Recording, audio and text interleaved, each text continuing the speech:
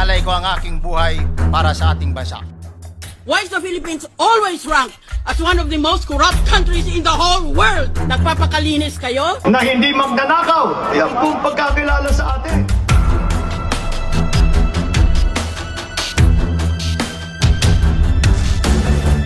Gusto niyo pang kakasuhan ngayon si Orly Gutisa? Naghahanap talaga kayo ng gulo sa Pilipinas.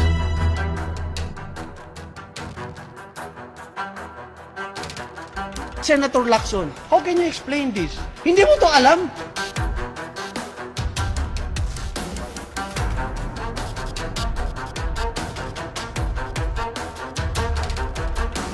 May drug addict tayo na presidente, putang inang yan.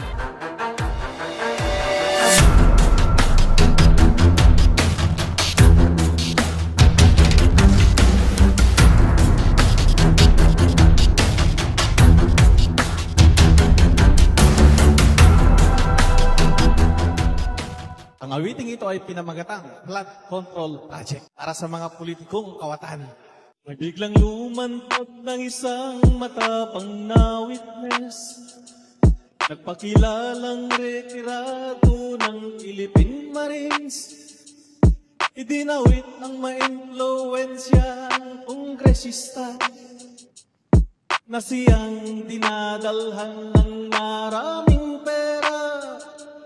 Gumawa siya ng isang sinumpaang salaysay. Pagdating sa Senado ay hinimay-himay. Ang abogadong pumirma ay itinanggi.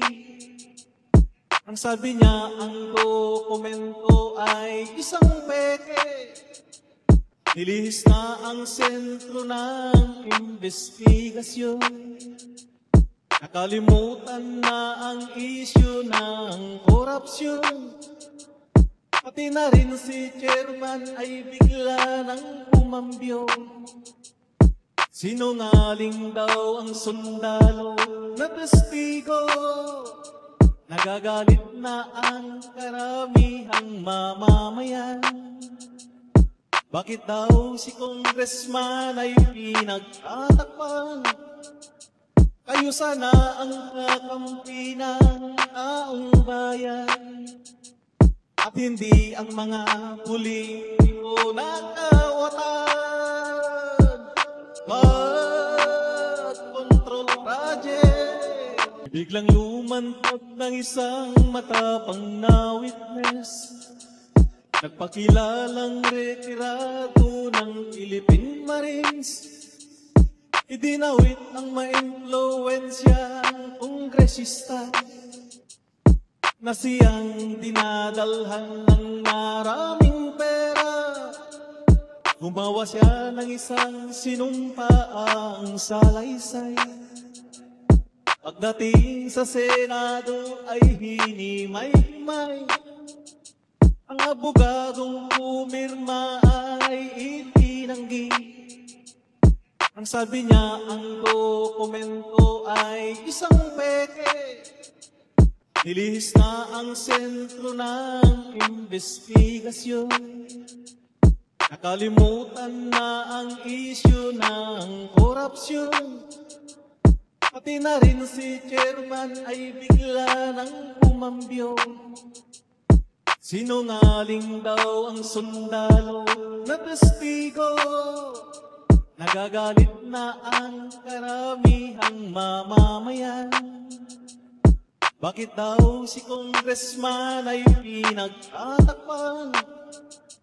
Kayo sana ang kakampi ng taong bayan at hindi ang mga politiko na kawatan.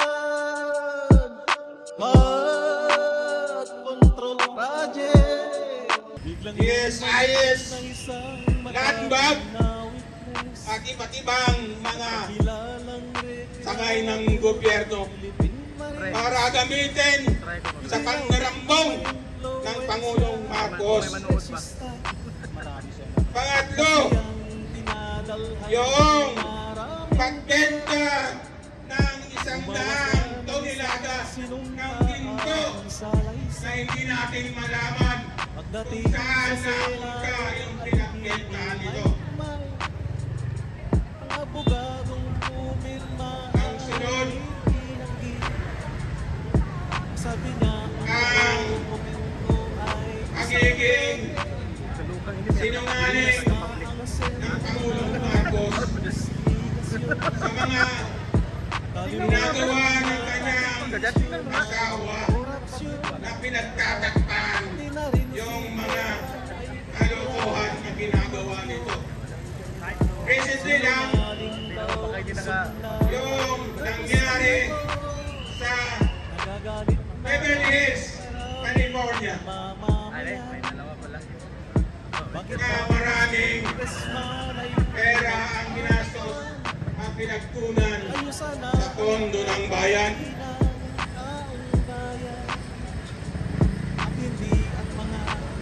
Tapos, yung 125 million ni Vice President Sara ay masyado nilang ina-highlight.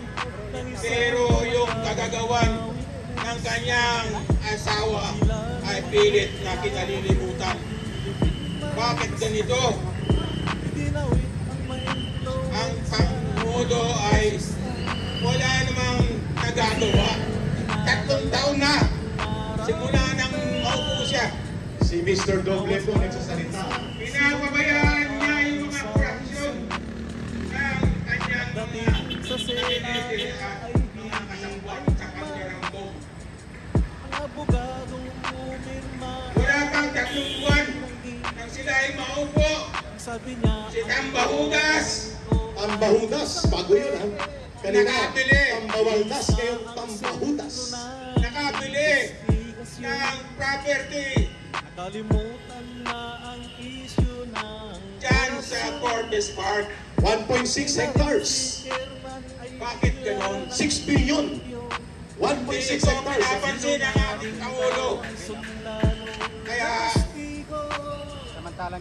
nagpapatunay lang ito na ang mga kalokohan ng kanyang mga kasabwat ay kanyang kinokonsinte. Tama.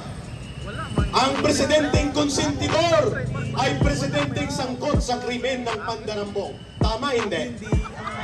Dahil kung ikaw ay konsentidor, ikaw ay nakikinabang. Tama? Dito tayo ngayon sa Kaya ikaw Israel dapat ay mananagot. para live nating masaksihan ang mga Kaya nga sinasabi nila, ibang mga hinaing na mga Pilipino na reklamo sa ginagawa ng gobyerno ngayon. Yes. ay kapatid ng magnanakaw. Correct. At ang kanilang pinsan ay ang sinungaling.